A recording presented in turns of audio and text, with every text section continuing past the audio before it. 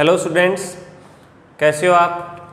हम पढ़ रहे हैं सॉलिड स्टेट, और सॉलिड स्टेट में आपने जो लेक्चर नंबर 4 था ये पढ़ा था भाई किसी भी यूनिट सेल में नंबर ऑफ एटम कितने होते हैं। सिंपल यूनिट सेल में कितने नंबर ऑफ एटम होंगे, एफसीसी में कितने होंगे, बॉडी सेंटर में कितने होंगे और एंड सेंटर में कितने होंगे। देखो आज का जो हमारा टॉपिक है वो है पैकिंग फ्रैक्शन। पैकिंग फ्रैक्शन क्या होगा। देखो अगर मैं सिंपल यूनिट सेल की बात करूं, सिंपल क्यूबिक यूनिट सेल की, तो वहां पर जो एटम है कहां पर प्रेजेंट होते थे, ओनली कॉर्नर पर।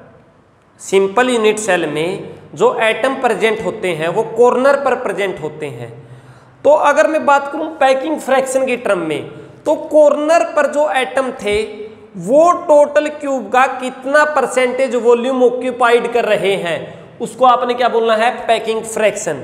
अगर मैं बात करूं किसकी, एफसीसी की, फेस सेंटर यूनिट सेल की, तो वहां पर एटम कहां कहां पर प्रेजेंट थे, कॉर्नर पर और फेस के सेंटर पर। तो वो जो एटम है कॉर्नर पर और फेस के सेंटर पर, वो टोटल उस क्यूब का कितना वॉल्यूम ऑक्यूपाइड करते हैं, उसको आपने क्या बोलना है, पैकिंग फ्रैक्शन। तो पैकिंग फ्रैक्शन की यहां से डेफिनेशन आती है, क्या आती है, it tell us about how much percentage of total volume is occupied by atom. जो आपका टोटल वॉल्यूम था, टोटल रूम का वॉल्यूम था, उसका कितना परसेंटेज वॉल्यूम आपके एटम ने ऑक्यूपाई किया, उसको आपने क्या बोलना है, पैकिंग फ्रैक्शन बोलना है। अगर मैं फॉर्मूला ड्राइव करता हूं पैकिंग फ्रैक्शन का, तो क्या होगा, पैकिंग फ्रैक्शन इक्वल होता है volume of all atom in one unit cell divided by volume of a unit cell. ये होता है जी भाई, जो आपके एक यूनिट सेल में जितने एटम है उनका वॉल्यूम डिवाइडेड बाय आपका टोटल वॉल्यूम। अगर मैं बात करूं ऑल एटम आर आइडेंटिकल, सभी के सभी एटम क्या है, आइडेंटिकल है, सेम है, ठीक है। तो क्या होगा जी, जो आपका वॉल्यूम है सभी एटम का, तो आप क्या करोगे, वहां पर यूज करोगे effective number of atom in one unit cell multiply volume of one atom divided by volume of unit cell. क्या हुआ जी, अगर आपके सभी एटम क्या है, आइडेंटिकल हैं, तो आप वहां पर टर्म यूज करोगे इफेक्टिव नंबर ऑफ एटम, किसी भी यूनिट सेल में कितने होंगे। जैसे सिंपल यूनिट सेल में इफेक्टिव नंबर ऑफ एटम कितने होते हैं, 1, एफसीसी में कितने होते हैं, 4, बॉडी सेंटर में कितने होते हैं, 2। तो हमने इफेक्टिव नंबर ऑफ एटम को किससे रिप्रेजेंट कर दूं मैं, जेड से रिप्रेजेंट कर दूं। किससे रिप्रेजेंट कर दूं मैं, जेड से। जेड इंटू में volume of one atom divided by volume of unit cell. ये फॉर्मूला आ जाता है आपका पास। यहां से आपको पता है जो आपका एटम है वो क्या है, स्फेरिकल है, तो स्फेरिकल का वॉल्यूम किसके इक्वल होगा, जेड इंटू में 4/3 pi r cube divided by volume of unit cell, ठीक है। पैकिंग फ्रैक्शन आपका किसके इक्वल होगा, Z into 4/3 pi r cube divided by volume of unit cell. अगर सिंपल यूनिट सेल में करूंगा तो आप 1 रखोगे जेड की वैल्यू, एफसीसी में कितनी रखोगे, 4, बॉडी सेंटर में कितनी, 2। देखो बहुत सारी बुक में इस फॉर्मूले को ऐसे भी दिया जाता है, जेड इंटू में 4/3 pi r cube divided by A cube. अगर आपका जो यूनिट सेल है वो क्यूब है तो आपको क्या लिखना है, ए क्यूब। अगर क्यूब से अलग है तो आप क्या लिखोगे, वॉल्यूम ऑफ यूनिट सेल। बहुत इंपॉर्टेंट था। क्या किया मैंने, पैकिंग फ्रैक्शन निकालने का फॉर्मूला ड्राइव किया, volume of all atom in unit cell divided by volume of unit cell. अगर आपके सभी एटम आइडेंटिकल हैं तो आप क्या बोलोगे भाई, इफेक्टिव नंबर ऑफ एटम किसी यूनिट सेल में मल्टीप्लाई किससे, volume of one atom. Divided by volume of all item, वहां से मैंने वैल्यू पुट की और ये ड्राइव किया। ठीक है, इसका स्क्रीनशॉट लो, बहुत इंपॉर्टेंट है ये। अब देखो मैं पैकिंग फ्रैक्शन निकालूंगा अलग अलग यूनिट सेल के लिए। पहली यूनिट सेल आपने क्या स्टडी की? सिंपल यूनिट सेल स्टडी की, सिंपल क्यूबिक सेल स्टडी की, यानी की है। उसके लिए पैकिंग फ्रैक्शन की वैल्यू निकालूंगा। बहुत इंपॉर्टेंट टॉपिक है भाई, ध्यान देना, आपको आराम से समझ में आएगा, बिल्कुल आराम से समझ में आएगा। अगर आप ध्यान से करोगे तो कुछ भी टिपिकल नहीं है। क्या है? पहले मेरा काम आता है पैकिंग फ्रैक्शन निकालना। किसके लिए? Packing fraction for simple cubic cell के लिए, सिंपल क्यूबिक सेल, SCC भी बोल देते हैं। इससे पहले आपने एक चीज पढ़ी, कोऑर्डिनेशन नंबर। कोऑर्डिनेशन नंबर क्या होता है? Number of neighbour item. भाई किसी भी आइटम के पड़ोसी कितने हैं, आपके कितने फ्रेंड्स हैं, वो आपका क्या होगा? Coordination number. अब यहां पर आप कोऑर्डिनेशन नंबर भी पढ़ोगे और पैकिंग फ्रैक्शन निकाल रहे हैं हम सिंपल क्यूबिक सेल के लिए। अगर मैं सिंपल क्यूबिक सेल की बात करूं तो सिंपल क्यूबिक सेल में जो आपके एटम्स हैं, एटम कहां पर प्रेजेंट होते हैं? Present at corner. कहां पर प्रेजेंट होते हैं? कॉर्नर पर। कॉर्नर पर टोटल नंबर ऑफ कॉर्नर कितने होते हैं? 8, और कंट्रीब्यूशन कितना होता है? 1/8। तो यहां से आपकी Z की वैल्यू क्या आई? 1 आई। ठीक है, अगर मैं डायग्राम बना देता हूं, देखो एक एटम आपने ये रखा, एक ये रखा, एक आपने ये रखा, एक आपने ये रखा, ये आपने 4 आइटम रखे, सेम 4 आइटम, ये आइटम, ये आइटम, ये आइटम और ये आइटम। ये A मान लो, इसको B मान लो आप। ये लेयर में उठाकर इसके ऊपर रख दूं, ये लेयर मैंने उठाकर इसके ऊपर रख दी, तो 3D रिप्रेजेंटेशन होगी। यहां से इस यूनिट सेल की अगर मैं डिस्टेंस की बात करूं, ये डिस्टेंस A किसके इक्वल होगी? 2R के, R प्लस R, 2R। ठीक है, एक्चुअली में कॉर्नर के जो आइटम होते हैं वो क्या होते हैं? आपस में टच करते हैं। ये देखो, ये मैं डायग्राम बनाता हूं, इस डायग्राम से आपको ये लगेगा भाई जो कॉर्नर के आइटम हैं वो आपस में टच नहीं कर रहे। ये देखो, आपको ये लगता है जो ये आइटम है ये क्या आपस में टच नहीं करते, लेकिन मैंने यहां से आपको समझाया। देखो यहां से क्या है? ये कॉन्टैक्ट में है एक दूसरे के, है या नहीं है? ये एक दूसरे क्या है? कॉन्टैक्ट में है। अगर मैं A को क्या मानूं? एज लेंथ मानूं। A को क्या मानूं मैं? एज लेंथ मान लेता हूं, किसकी? क्यूब की। ठीक है, रेडियस R किसकी रेडियस होगी? Radius of atom. ये देखो, ये A, यही तो A थी आपके पास, ये A किसके इक्वल थी? 2R के।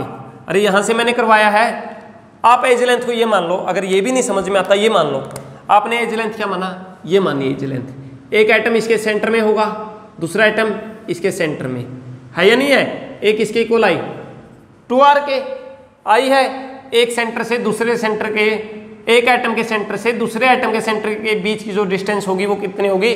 2R होगी। ठीक है, अब देखो हमारे पास Z की वैल्यू आ गई, A और R में रिलेशन आ गया।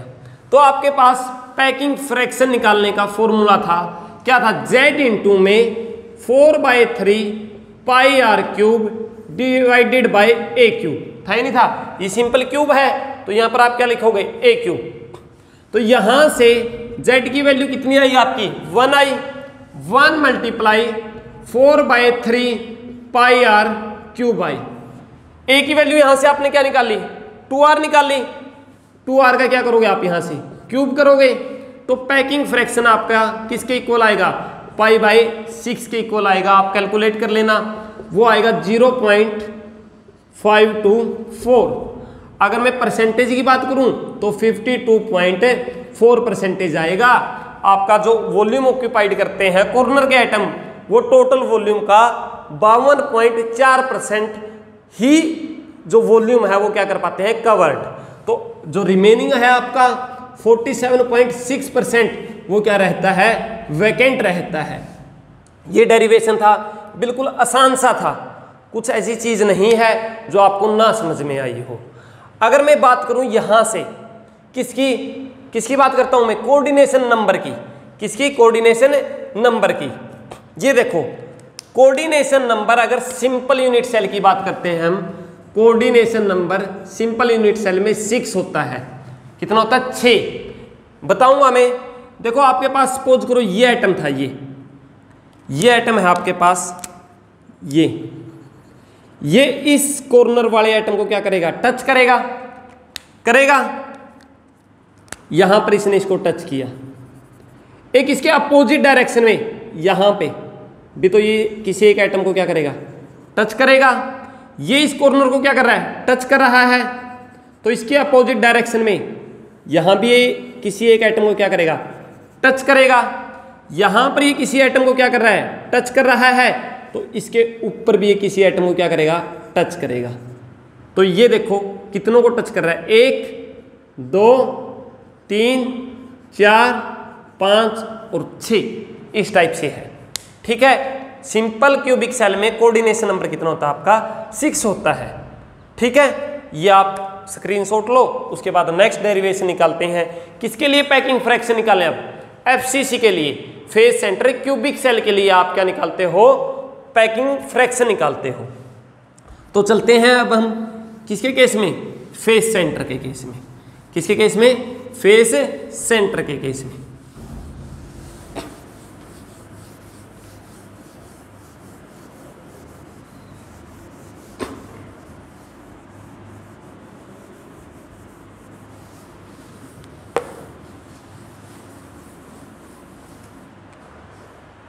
किसके लिए निकालते हैं? फेस सेंटर्ड क्यूबिक सेल के लिए। ठीक है। आपको एक बात अच्छे से पता है, एफसीसी के अंदर जो एटम्स हैं, एटम्स कहां पर प्रेजेंट है? आपके एटम्स आर प्रेजेंट कहां पर? At corner as well as face centre. यही है। तो यहां से आप नंबर ऑफ इफेक्टिव एटम निकालोगे तो आपने पीछे भी निकाला है 1/8 इंटू में 8 प्लस 1/2 इंटू में 6। 8 कॉर्नर होते हैं। एक कॉर्नर का कंट्रीब्यूशन कितना होगा? 1/8 होगा। फेसेस 6 होते हैं। फेस के जो सेंटर में एटम होता है उसका कंट्रीब्यूशन 1/2 होता है। तो यहां से z की वैल्यू क्या आई आपके पास? 4 आई। ठीक है। ये था आपके पास। अब देखो हम दूसरा काम करते हैं, रिलेशन निकालते हैं। किसके बीच में? ए और आर के बीच में। मैं सिंपल आपका जो क्यूबिक सेल है वो बना देता हूं। ये मैंने कोई भी क्या किया? क्यूब बनाया। एटम कहां पर प्रेजेंट है? कॉर्नर पर। ठीक है। ये आपने कॉर्नर बना दिए।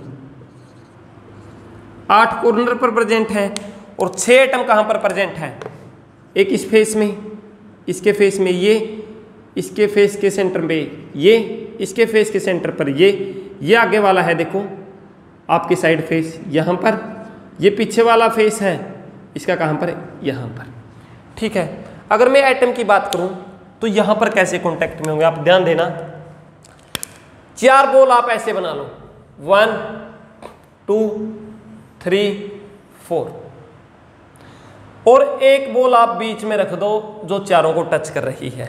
यहां से ये मतलब है, जो ये देखो ये एटम है फेस पर, ये इन चारों कॉर्नर को, इस कॉर्नर को, इस कॉर्नर को, इसको और इस कॉर्नर वाले एटम, चारों को क्या कर रहा है? टच कर रहा है।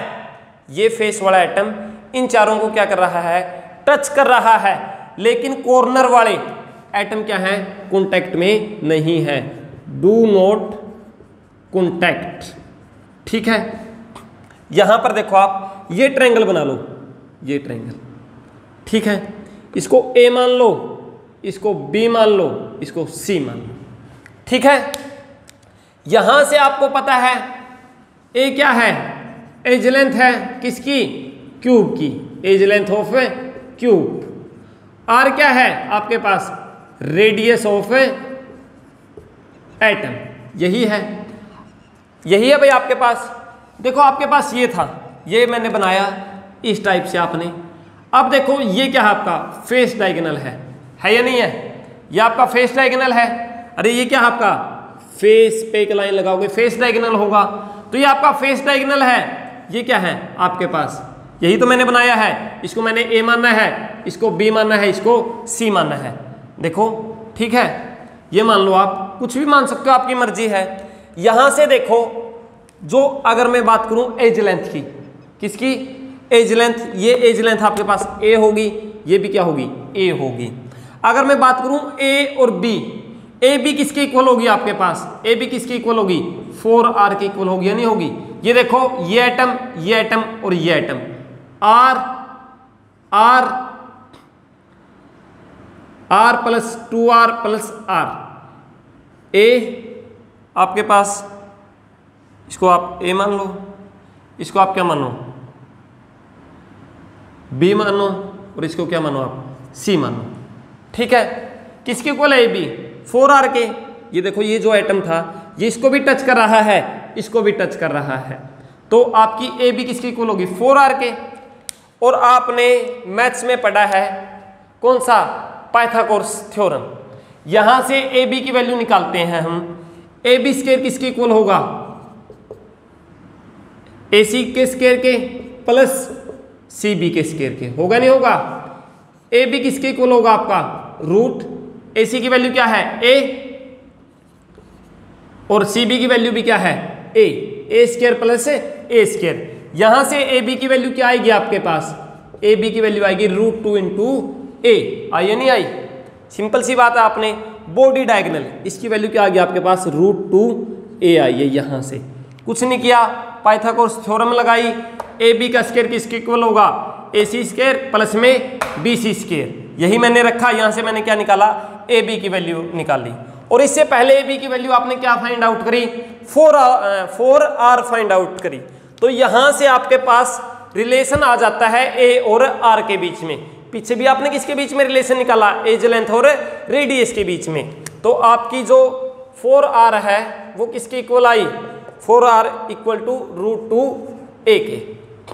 ए किसके इक्वल आएगी आपकी 4r बाय रूट 2 के इक्वल आई।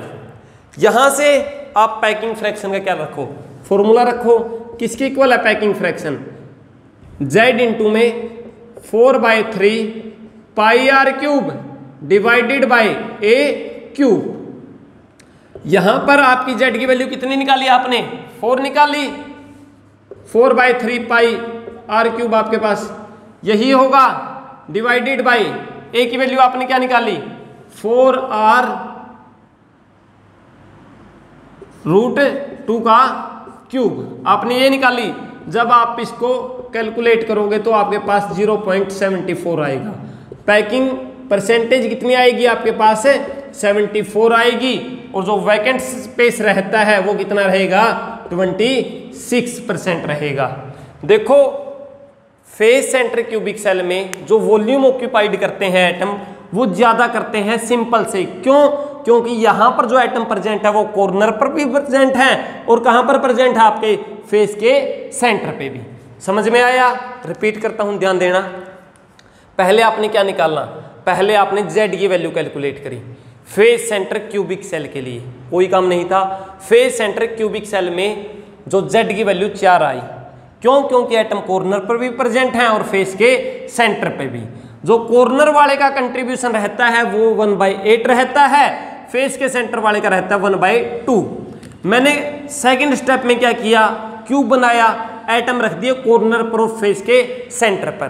फिर मैंने यहां से आपको एक बात समझाई, जो कॉर्नर के एटम है वो आपस में कॉन्टैक्ट में नहीं होते, लेकिन जो फेस पर एटम है फेस के सेंटर पर वो चारों कॉर्नर वाले से क्या रहता है कॉन्टैक्ट में रहता है।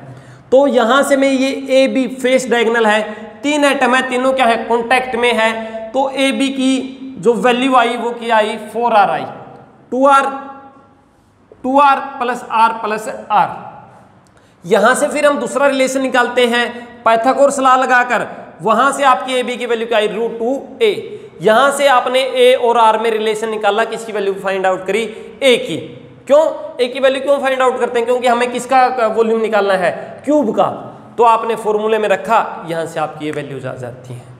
ठीक है, यहां से एक बात और बताता हूं मैं, कोऑर्डिनेशन नंबर।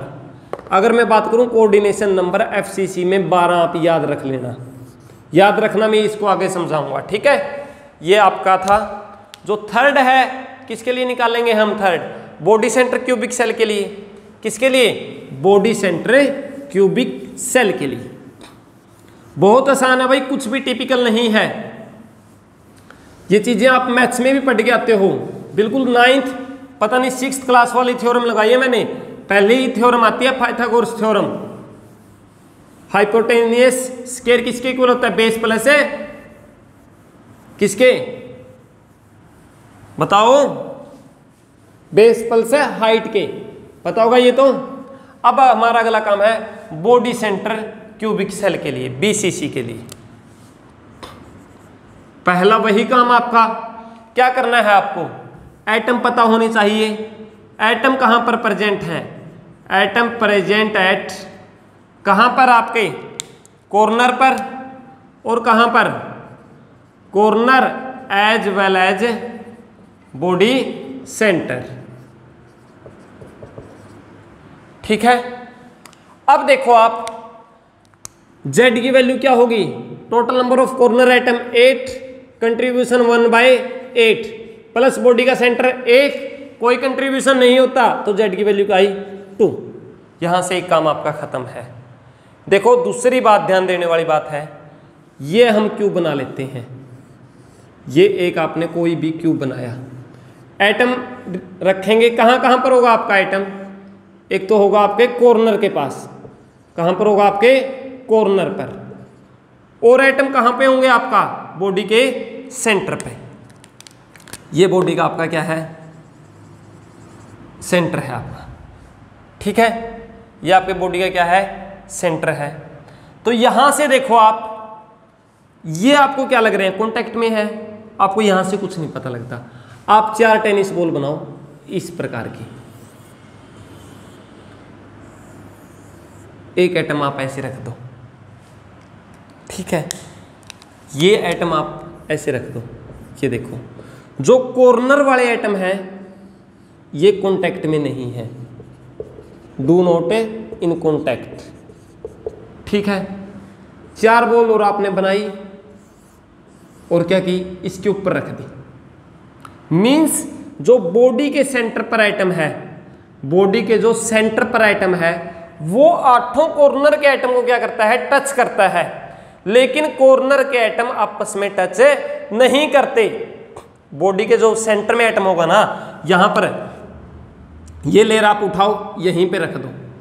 ठीक है, देखो सिंपल क्यूबिक सेल में आपने इन एटम को कंबाइन किया था, फिर आपने लेयर रखी, यहां पर 4 एटम आपने ये बनाए, 4 ये बनाए, ये लेयर उठाकर इसके ऊपर रख दी, तो ये एटम चारों को इनको टच करेगा और 4 इनको।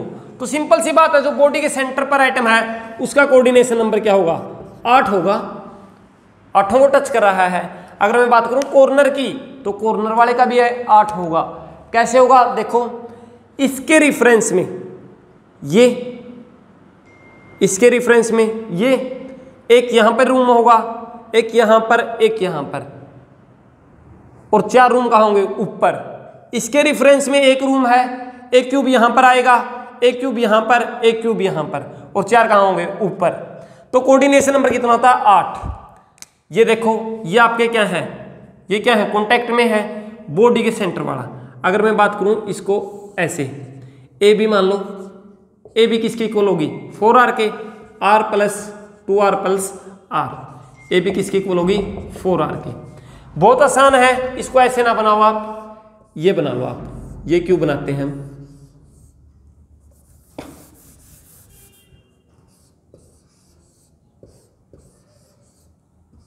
ये आपने बनाया है क्यूब, एक एटम रख दो आप, ये बॉडी के सेंटर पर, और ये। ठीक है, आपने ये रख दिया। ये देखो, ये क्या है? कांटेक्ट में है, ए बी। ठीक है, बिल्कुल कांटेक्ट में है। ये क्या है? बॉडी का डायगोनल। बॉडी डायगोनल समझते हो? एक कॉर्नर से दूसरा अपोजिट कॉर्नर पर जो लाइन जाती है वो क्या होगी? बॉडी कॉर्नर होगी। यहां से एक लाइन आपने पहले निकाल ली। ये क्या है? फेस है। ये क्या है? एक फेस। ये क्या है? फेस। ये क्या होगा? Face diagonal. और फेस डायगोनल की वैल्यू आपने पीछे निकाल ली, कितनी निकाली, √2a निकाली, नहीं निकाली, पीछे निकाली है। ये फेस डायगोनल है, ये बॉडी डायगोनल है। यहां पर ए बी स्क्वायर किसके इक्वल होगा आपका, BC square plus AC square. AC की वैल्यू क्या होगी a, BC की वैल्यू आपने अभी निकाल ली √2a का स्क्वायर प्लस a स्क्वायर। ठीक है, AB किसके इक्वल आएगा, AB आया आपका √3a के इक्वल। यहां से AB किसके इक्वल आया, 4r के इक्वल आया। यहां से देखो r plus 2r plus r। ठीक है, आपने रिलेशन निकाल लिया किसमें, a और r में। किसके इक्वल आता है, √3a किसके इक्वल आया आपका, 4r के। a की वैल्यू किसके इक्वल आई आपकी, a की वैल्यू आती है 4r/√3। अब सिंपल सी बात, आप क्या रख दो, फॉर्मूला रख दो। आप कौन सा फॉर्मूला था आपका, यहां पर मैं ड्राइव कर रहा हूं आगे। आपका फॉर्मूला था पैकिंग फ्रैक्शन किसके इक्वल था, z की वैल्यू क्या है 2 इंटू में 4/3 पाई r³ divided by a³। a की वैल्यू कितनी है 4r/√3 का क्यूब। यहां से जब आप इसको कैलकुलेट करोगे तो आपके पास 0.68 आएगा। परसेंटेज निकालोगे कितना होगा, 68% होगा। जो बॉडी के सेंटर पर एटम है BCC के अंदर और कॉर्नर पर, वो टोटल वॉल्यूम का 68% क्या करते हैं, वॉल्यूम ऑक्यूपाइड करते हैं। और वैकेंट कितना रहेगा आपके पास, वैकेंट रहेगा 32%। ठीक है, ये था आज का टॉपिक। बहुत मैंने 3 डायग्राम बनाकर समझाया है। देखो दोबारा समझ लो, एटम कहां पर प्रेजेंट होंगे, कॉर्नर पर और बॉडी के सेंटर पर। यहां से Z की वैल्यू कैलकुलेट करोगे। सिंपल डायग्राम बनाया, यहां पर मैंने एटम को रखा कॉर्नर पर और बॉडी के सेंटर पर। फिर मैं यहां पर लेके गया, मैंने ये बताया जो कॉर्नर पर एटम है वो आपस में टच नहीं करते, और जो आपके पास बॉडी के सेंटर पर, बॉडी के बिल्कुल बीच में इनसाइड में, वो 8 एटम को क्या करता है, टच करता है। तो यहां से मैंने AB की वैल्यू फाइंड आउट करी, कितनी आई, 4r आई।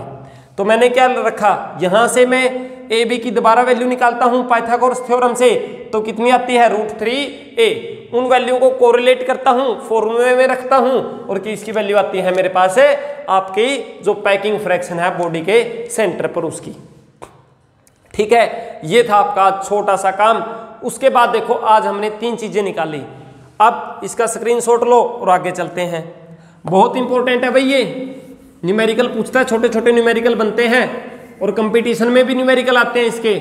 IIT में, JEE में, PMT में, NEET में बहुत जगह न्यूमेरिकल पूछे जाते हैं। आज आपने क्या किया, 3 रिलेशन पढ़े आपने। कौन कौन से, देखो अगर मैं बात करूं, एक को पेज लगाना, उस पर आप लिखना। कल न्यूमेरिकल करेंगे हम नेक्स्ट लेक्चर में। सिंपल क्यूबिक सेल में, सिंपल क्यूबिक सेल में A किसके इक्वल आया, 2r के। FCC में किसके इक्वल आया, A किसके इक्वल था, 4r/√2। और BCC में किसके इक्वल आया आपके पास, A = 4r/√3, इसके इक्वल आया। तो ये तीनों फॉर्मूलों पर आपके क्या है, क्वेश्चन पुट करेगा। या आप एक पेज पर लिख लो या इनको याद रख लेना, उसके बाद मैं इसके न्यूमेरिकल कराऊंगा। ठीक है, अगर आपको अच्छा लगा तो चैनल को सब्सक्राइब करें और वीडियो पर कमेंट और लाइक जरूर ठोकें। ठीक है।